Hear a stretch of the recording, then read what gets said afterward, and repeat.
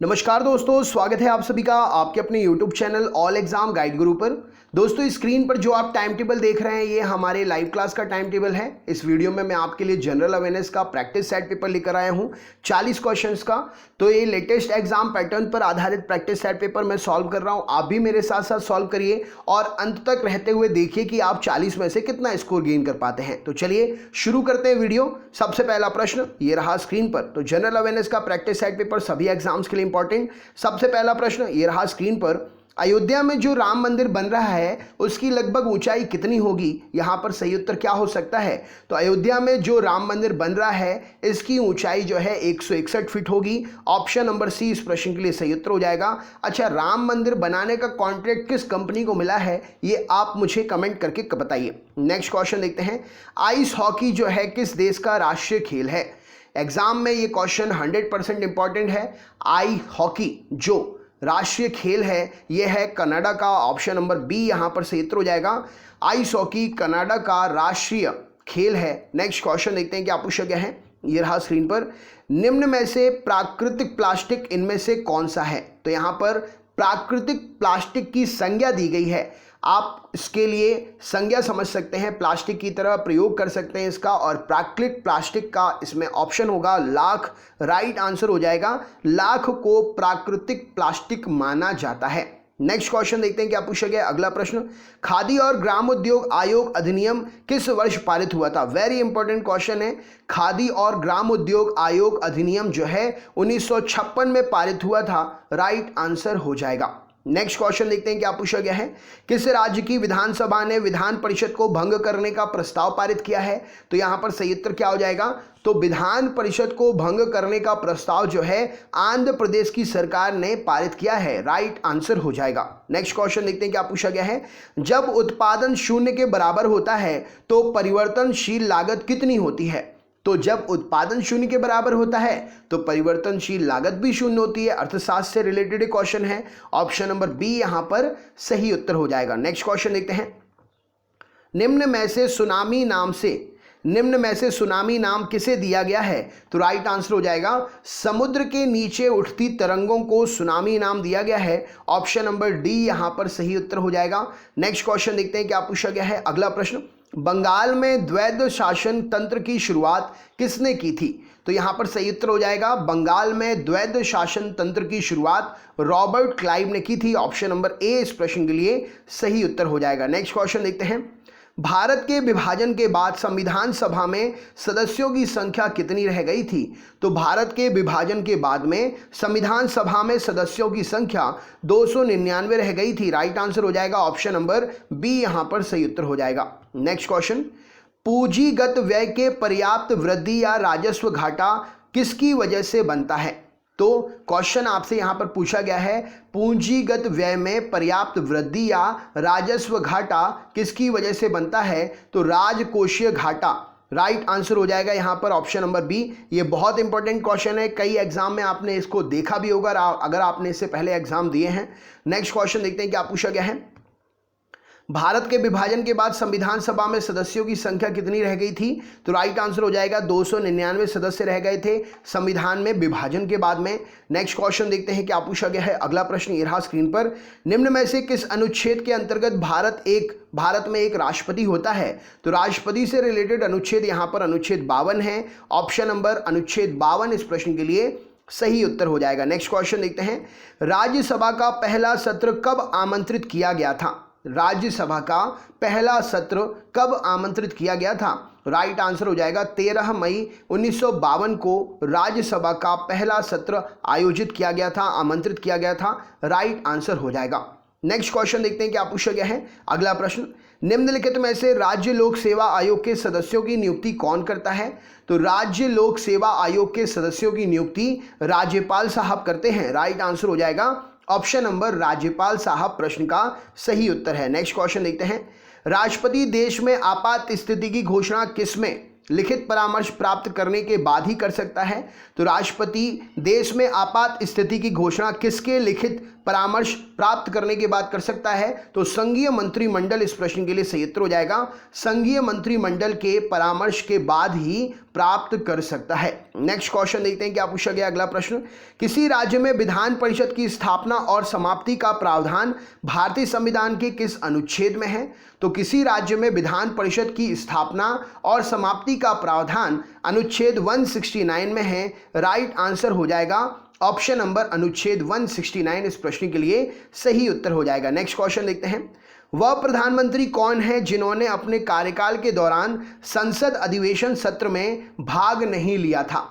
तो वे प्रधानमंत्री जिन्होंने अपने कार्यकाल के दौरान संसद अधिवेशन के सत्र में भाग नहीं लिया था उनका नाम है चौधरी चरण Singh ji. Option number D यहां पर सही उत्तर हो जाएगा। नेक्स्ट क्वेश्चन देखते हैं, लोकसभा अध्यक्ष और राज्यसभा सभापति के वेतन और भत्ते कौन निर्धारित करता है? तो यहां पर सही उत्तर हो जाएगा लोकसभा अध्यक्ष और राज्यसभा सभापति के वेतन और भत्ते निर्धारित करने की यहां पर बात आ रही है। तो ये काम जो है संसद का है, संसद इसको निर्धारित करने का काम करती है। नेक्स्ट क्वेश्चन देखते हैं, निम्न में से संसद की लोक लेखा समिति का अध्यक्ष किसे नियुक्त किया जाता है? तो संसद की जितनी भी समितियां हैं ये याद कर लेना, इनसे क्वेश्चंस आते हैं और लाइव क्लास में मैं इनको पढ़ा चुका हूं। तो आप वीडियो देख सकते हो, नहीं है आपके पास वीडियो या क्वेश्चन तो आप कमेंट करिए, मैं आपको शेयर कर दूंगा। तो लोक लेखा समिति का अध्यक्ष जो है लोकसभा का अध्यक्ष द्वारा नियुक्त होता है। ऑप्शन नंबर ए यहां पर सही उत्तर हो जाएगा। नेक्स्ट क्वेश्चन देखते हैं क्या पूछा गया है, निम्न में से मंत्रिपरिषद सामूहिक रूप से किसके प्रति उत्तरदायी होता है? तो मंत्रिपरिषद जो है सामूहिक रूप से लोकसभा के प्रति उत्तरदायी होता है।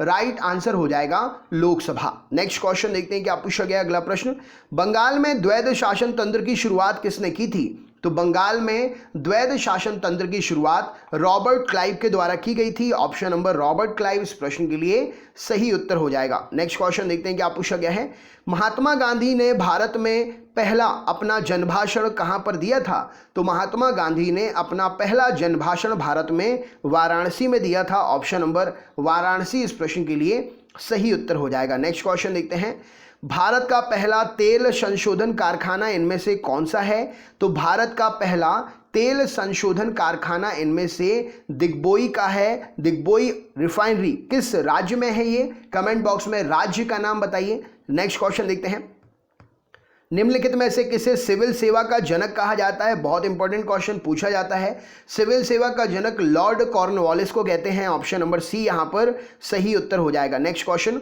भारत सरकार अधिनियम 1935 के आधार पर भारत में प्रांतीय चुनाव कब संपन्न हुए थे? तो भारत सरकार अधिनियम 1935 के आधार पर भारत में प्रांतीय चुनाव जो है 1937 ईस्वी में संपन्न हुए थे। ऑप्शन नंबर सी इस प्रश्न के लिए सही उत्तर हो जाएगा। नेक्स्ट क्वेश्चन देखते हैं क्या पूछा गया है, भारत की कोकिला किसे कहा जाता है? राइट आंसर क्या हो जाएगा? तो भारत की कोकिला सरोजनी नायडू को कहते हैं। ऑप्शन नंबर सरोजनी नायडू इस प्रश्न के लिए सही उत्तर हो जाएगा। नेक्स्ट क्वेश्चन देखते हैं क्या पूछा गया है, वेदों की ओर लौटो नारा किसने दिया था? राइट आंसर क्या हो जाएगा? तो वेदों की ओर लौटो नारा दयानंद सरस्वती जी के द्वारा दिया गया। बहुत इंपॉर्टेंट क्वेश्चन है, मोस्टली एग्जाम में इसके बिना एग्जाम पूरा होती ही नहीं है। ये क्वेश्चन किसी न किसी शिफ्ट में पूछा ही जाता है। अगला प्रश्न देख लेते हैं क्या पूछा गया है। क्वेश्चन है, निम्न में से फूट डालो राज करो की नीति किसने अपनाई थी? राइट आंसर क्या हो जाएगा? तो फूट डालो और राज करो की नीति यहां पर अपनाई थी लॉर्ड कर्जन ने। राइट आंसर हो जाएगा लॉर्ड कर्जन इस प्रश्न के लिए सही उत्तर है। नेक्स्ट क्वेश्चन देखते हैं क्या पूछा गया है, निम्नलिखित में से सबसे प्राचीन और प्रमाणिक पुराण कौन सा है? तो सबसे प्राचीन और प्रमाणिक पुराण जो है वो मत्स्य पुराण है। ऑप्शन नंबर मत्स्य पुराण इस प्रश्न के लिए सही उत्तर हो जाएगा। नेक्स्ट क्वेश्चन देखते हैं, भारत में सबसे पहला सूती वस्त्र मिल किस शहर में स्थापित हुआ था? तो भारत का सबसे पहला सूती वस्त्र मिल जो है मुंबई शहर में स्थापित हुआ था। राइट आंसर हो जाएगा। नेक्स्ट क्वेश्चन देखते हैं, आइस हॉकी किस देश का राष्ट्रीय खेल है? तो राइट आंसर हो जाएगा आइस हॉकी कनाडा का राष्ट्रीय खेल है। नेक्स्ट क्वेश्चन देखते हैं क्या पूछा गया है। अगला प्रश्न ये रहा स्क्रीन पर। क्वेश्चन है, निम्न में से एथलेटिक्स चैंपियनशिप 2019 की पदक तालिका में भारत एथलेटिक्स चैंपियनशिप में कौन से नंबर पर था? तो भारत जो है एथलेटिक्स चैंपियनशिप में चौथे नंबर पर रहा। राइट आंसर हो जाएगा ऑप्शन नंबर चौथा। नेक्स्ट क्वेश्चन देखते हैं, मैन बुकर पुरस्कार 2019 से किसे सम्मानित किया गया? राइट आंसर क्या हो जाएगा?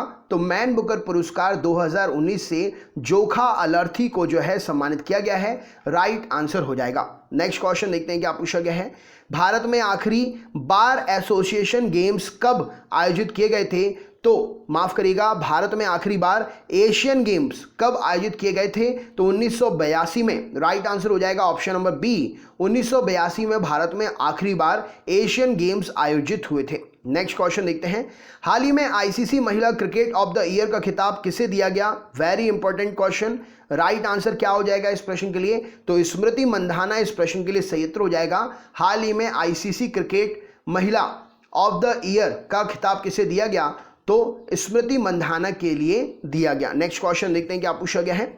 एशियाई आधारभूत संरचना निवेश बैंक का मुख्यालय किस शहर में स्थित है? तो एशियाई आधारभूत संरचना निवेश बैंक का मुख्यालय बीजिंग शहर में है। राइट आंसर हो जाएगा ऑप्शन नंबर बीजिंग शहर। नेक्स्ट क्वेश्चन देखते हैं। भारत का सबसे बड़ा उद्योग इनमें से कौन सा है? तो भारत का सबसे बड़ा उद्योग जो है कपड़ा उद्योग है। राइट आंसर हो जाएगा ऑप्शन नंबर कपड़ा उद्योग। नेक्स्ट क्वेश्चन देखते हैं क्या पूछा गया है। इनमें से किस बैंक की टैगलाइन बढ़ती का नाम जिंदगी है? तो राइट आंसर क्या हो जाएगा? बढ़ती का नाम जिंदगी एक्सिस बैंक की टैगलाइन है। एक्सिस बैंक के ब्रांड एम्बेसडर कौन है? कमेंट बॉक्स में कमेंट करके बताइए। मैंने इसका वीडियो बनाया है, आपने नहीं देखा है तो उसको देखिए। नेक्स्ट क्वेश्चन देखते हैं क्या पूछा गया है। इनमें से निफ्टी किससे संबंधित है? राइट आंसर क्या हो जाएगा? तो निफ्टी जो है नेशनल स्टॉक एक्सचेंज सूचकांक। राइट आंसर हो जाएगा नेशनल स्टॉक एक्सचेंज सूचकांक। इस प्रश्न के लिए सही उत्तर हो जाएगा ऑप्शन नंबर डी, इस प्रश्न के लिए सही उत्तर है। और ये आपका 40वां क्वेश्चन है। इलाहाबाद बैंक का मुख्यालय कहाँ है? इसका आंसर मैं आपको नहीं बताऊंगा, इसका आंसर आपको मुझे बताना है इन 4 ऑप्शन में से। चैनल पर अगर आप नए हैं तो चैनल सब्सक्राइब करके बेल आइकन ऑन कर लीजिए, ऑल वाला नोटिफिकेशन ऑन कर लीजिए, जिससे लाइव क्लास के साथ साथ आपको ऑफलाइन वीडियोस भी मिल सकें। वीडियो को लाइक करके अपने दोस्तों को भी ज़रूर शेयर करिएगा वीडियो, और कमेंट करके हमें ज़रूर बताइएगा कि आपका एक्सपीरियंस इस वीडियो से क्या रहा। बहुत बहुत धन्यवाद। अगले वीडियो में मुलाकात होगी। आप अपना ख्याल रखिएगा। मिलते हैं नेक्स्ट वीडियो में। Thank you so much.